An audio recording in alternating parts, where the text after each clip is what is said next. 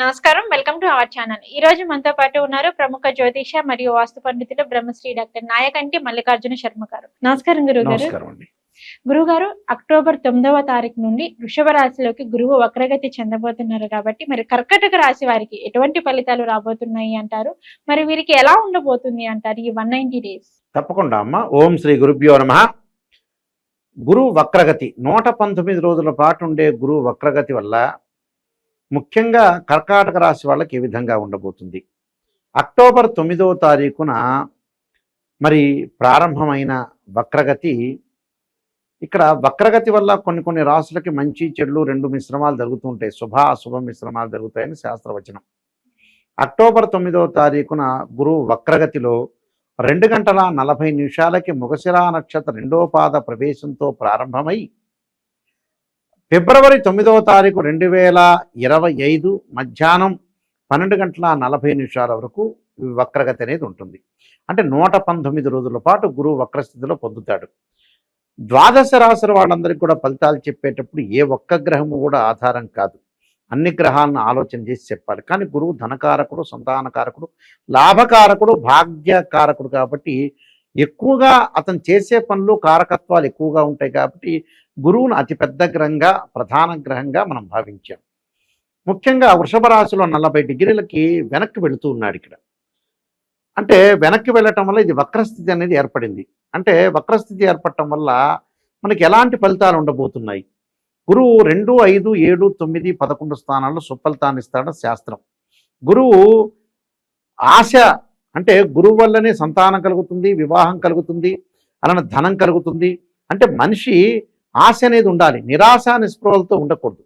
ఆశ అనేది ఉంటేనే మనం శక్తి సంపన్నులం అవుతాం. మనకు ఆశ లేదనుకోండి, మనం శక్తి సంపన్నులం మనం కాలేకపోతాం. అందువల్ల ఆశ కలిగించేవాడు ఎవరంటే ఇక్కడ గురుగ్రహమే. అంటే ధనాశ అనుకోవచ్చు, సంతాన పరంగా అనుకోవచ్చు. సంతానం ప్రధానమైంది కదా, సంతానం సంపత్ప్రదం అంటారు. అంటే సంతానమే పెద్ద ఐశ్వర్యం. అలాంటప్పుడు ఈ కర్కాటక రాశి వాళ్ళకి లాభస్థానంలో గురువు వక్రగతి పొందితే ఎలాంటి ఫలితాలు ఇవ్వబోతున్నాడు? Come to the point. అయితే ఇక్కడ ముఖ్యంగా మనకి చూసుకునేటట్టయితే లాభస్థానంలో గురువు ఉండి వక్రస్థితిలో ఉండటం వల్ల వృత్తి ఉద్యోగ విషయంలో కొద్దిగా జాగ్రత్త వహించాలి. అంటే ఉద్యోగస్తులు తన రహస్యాలన్నీ కూడా బట్టబయలు చేయకూడదు, ప్రధానంగా అందరికీ చెప్పకూడదు. కొన్ని విషయాలు ఎలా ఉంటాయంటే అందరికీ చెప్పే విషయాలు ఉంటాయి, చెప్పని విషయాలు ఉంటాయి. అంటే కొంతవల్ల చెప్పటం వల్ల ప్రయోజనం కలుగుతుంది, అలానే చెప్పకపోవటం వల్ల అప్రయోజనం కలుగుతుంటుంది. అది చెప్పాలా చెప్పక్కర్లేదని నిర్ణయం చేసుకోవాలి. సరైన మార్గంలో సరైన నిర్ణయం తీసుకుంటారు వీళ్ళు. ఈ విషయంలో మటుకు ప్రత్యేకంగా నిర్ణయం తీసుకుంటారు. అంటే ఆస్తి పంపకాల విషయంలో కొంత గొడవలు, తగాదులు, కోర్టు సమస్యలు వీళ్ళకు వచ్చే అవకాశాలు ఎక్కువ ఉంటాయి. అంటే కోర్టు సమస్యలు రాకుండా కొంత కాపాడుకోవాలి. అలానే వృధా ప్రయాణాలు, అంటే వృధా ప్రయాణం చేయకూడదు. వృధా ప్రయాణం చేయటం వల్ల కూడా ధన వ్యయం జరిగే అవకాశాలు ఉంటాయి. ధన వ్యయం ఒకటి. తర్వాత ముఖ్యంగా వాళ్ళకి చూస్తే ఆరోగ్య రీత్యా కొంత భయభ్రాంతులు చెందుతుంటారు. అంటే దీర్ఘకాలిక వ్యాధులు ఉంటారు కొంతమంది. దీర్ఘకాలిక వ్యాధులు అంటే బీపీ కానీ, షుగర్ కానీ, ఆస్తమా కానీ, కిడ్నీ సంబంధించిన విషయాల్లో కొంతమంది వ్యక్తులు ఉంటారు. అలాంటి వ్యక్తులు కొద్ది జాగ్రత్త పడాలి. కానీ పనులలో మటుకు కొంత డిలే జరగటం ఒకటి, పోస్ట్ పోన్ జరగటం ఒకటి, దగ్గరికి వచ్చినట్టు వచ్చి ఆ పనులు జరగలేకపోవటం ఒకటి, ఇలాంటి ఇన్సిడెంట్స్ బాగా జరుగుతుంటాయి. అంటే శస్త్రచికిత్సలు జరగటం, దానికి డబ్బులు ఖర్చు కావటం, హాస్పిటల్కి వెళ్ళటం, దానికి చికిత్సకి డబ్బులు కావటం, అనవసరమైన విషయాలు కొనటం, మోసపోవటము. ఒక వస్తువును మార్కెట్లో కొంటారు, మార్కెట్లో కొన అనవసరంగా నేను ఈ వస్తువును కొన్నాను మళ్ళీ ఆలోచన చేయటం. అంటే అనవసరమైన డిస్టర్బెన్స్ జరిగే అవకాశాలు ఎక్కువ ఉంటాయి. స్థానచలనము, జాయింట్ దారులు కొంతమంది ఉంటారు, అంటే పార్ట్నర్షిప్, వాళ్ళతో చిన్న మిస్టేక్ జరగటం, గొడవలు జరిగే సందర్భాలు ఎక్కువ ఉంటాయి. అధికారుల వల్ల కూడా దోషంలో భూషణం జరగటం. అంటే మన విషయాలు కానీ, మన రహస్యాలు కానీ ఎంతకీ ఎదుటి వాళ్ళకి చెప్పకూడదు. దూర ప్రయాణాలు చేస్తారు, పుణ్యక్షేత్రాలకు వెళ్తారు, తీర్థయాత్రలు తిరుగుతారు. కానీ కొన్ని ప్రత్యేకమైన విషయాల్లో మటుకు శ్రద్ధ పెట్టి ముందుకు వెళ్ళాలి, దానిలో మోసపోకూడదు. భూ వివాదాల్లో కొంత చిక్కుకోకుండా, భూములు ఇళ్ళు కొనుగోలు చేసేటప్పుడు కూడా కొంత వివాదంగా ఉండకూడదు. అంటే వివాదంగా ఉండకుండా కొన్ని విషయాల్లో ప్రత్యేకంగా శ్రద్ధ పెట్టి ముందుకు వెళ్ళాలి. వాహన సౌఖ్యం, లగ్జరీ వాటిల్లో వెళ్తారు.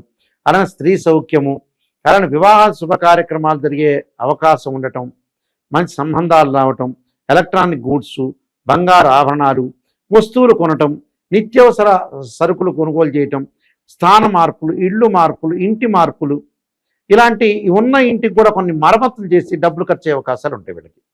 అంటే ఉన్న ఇంటి మీద ఏదన్నా ఒక ఇల్లు కన్స్ట్రక్షన్ చేయటం కానీ, ఇంటిలో ఏదో మార్పులు చేయటం కానీ కొన్ని మరమ్మతులు చేస్తుంటారు. అంటే ఏదైతే దాన్ని కన్స్ట్రక్షన్ చేయటంలో కొన్ని ప్రాబ్లమ్స్ ఉంటే దాన్ని మళ్ళీ సిమెంట్ తర్వాత నెక్స్ట్ ఆ ఖర్చులు ఎక్కువగా పెరుగుతుంటుంది. అంటే అలాంటి ఎక్స్పెండిచర్స్ బాగా పెరుగుతుంటాయి. అలాంటి వాటిల్లో కొద్ది జాగ్రత్తగా ఉండాలి. ఎంతవరకు మనం మితంగా ఉంటుందో అలాంటి వాటిని మనం ముందు చూసుకొని ముందుకెళ్తే బెటర్గా ఉంటుంది. అంటే ఇవన్నీ చాలా ఇంపార్టెంట్ ఇక్కడ. ఓకే, ఇవన్నీ మనం చూసుకోవాలి. ఇవన్నీ చూసుకొని ముందుకెళ్తేనే చాలా బెస్ట్. స్థానచలనము, తనిఖీలు, అధికారుల వల్ల కొంత ప్రాబ్లమ్స్ రాకుండా ఉండటం చాలా మంచిది. అంటే ఇవన్నీ కూడా మనం చూసుకోవాలి. ఇవన్నీ కూడా మనం చూసుకుంటేనే వాళ్ళకి చాలా జాగ్రత్తగా ఉండే అవకాశాలు ఎక్కువగా ఉంటాయి. కాబట్టి ఆరోగ్యరీత్యా ఎలాంటి ప్రాబ్లమ్స్ తీసుకోవాలి అని అంటే ముఖ్యంగా ఆస్తమా సంబంధించిన పేషెంట్స్ కానీ, సైనస్ కానీ, చెవి, ముక్కు, గొంతు సంబంధించిన వ్యక్తుల మటుకు కొద్దిగా ఇబ్బందికరమైన వాతావరణం ఎక్కువగా ఉంటుంది.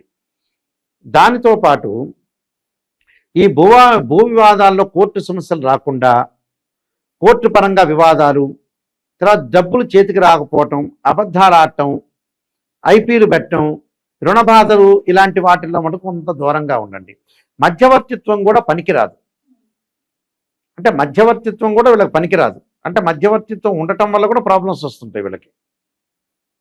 ఇలాంటి ఇన్సిడెంట్స్ ఎక్కువగా జరుగుతుంటాయి. కాబట్టి చాలా జాగ్రత్తగా అనుసరించి వీళ్ళు ముందుకు వెళ్ళాలి. గౌరవ మర్యాదలు కాపాడుకోవాలి. విలువైన ఆభరణాలు కొనుగోలు చేస్తారు వీళ్ళు.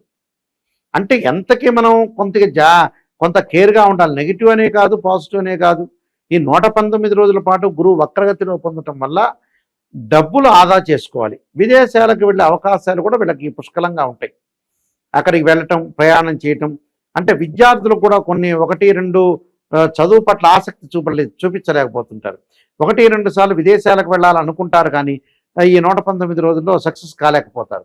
ఇబ్బంది పడాల్సిన పని లేదు. మళ్ళీ గురువు ఫిబ్రవరి 9వ తారీఖు ఫార్వర్డ్ మోషన్లోకి వస్తాడు రుజుమార్గంలో. అప్పుడు బాగుంటుంది. వాళ్ళకి కొన్ని పరిహారాలు చేసుకుని 119 రోజులు ఉంటే బాగుంటుందమ్మా. గురుగారు, మరి కర్కాటక రాశి వారు వచ్చేసి ఎటువంటి పరిహారం చేసుకుంటే వీరికి ఎటువంటి ఫలితాలు ఇంకా మంచిగా వస్తాయంటారు? వాళ్ళు తప్పకుండా వీళ్ళకి జీవితంలో విఘ్నాలు జరుగుతాయి కాబట్టి కాలానికి విఘ్నం లేకుండా, వీళ్ళ జీవితంలో విఘ్నం లేకుండా, వీళ్ళకి విఘ్నం కలగకుండా ఉండాలంటే విఘ్నేశ్వరుని ఆరాధన చేయాలి.